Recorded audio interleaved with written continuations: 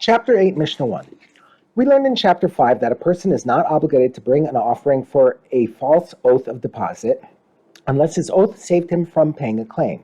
If he swore falsely about what actually happened, but it did not free him from any obligation, because he would not have had to pay even if he had told the truth. For example, he is not obligated to bring an asham or pay the extra fifth for lying about the details.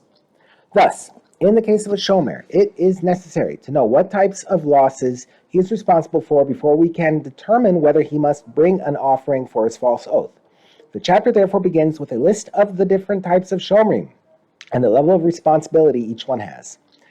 There are 4 categories of shomrim: an unpaid shomer, a borrower, a shomer who is paid, and a renter. All shomrim must pay the owner if the item in their care suffers loss or damage as a result of their negligence. The Torah mentions 2 other instances of loss or damage, where some shomrim pay and some do not. A loss that was not caused by negligence, A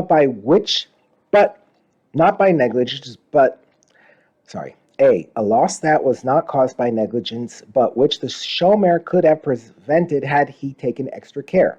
B, a loss from something completely unavoidable, something the shomer could not have prevented.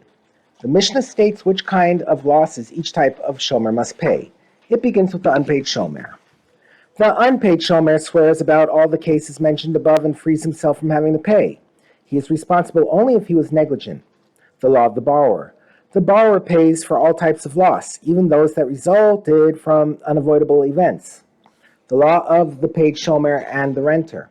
The shomer who is paid and the renter swear about an animal in their care that it was broken, killed by a wild animal, captured by bandits, or that it died a natural death, and thereby free themselves from having to pay. But they must pay in a case of loss or theft.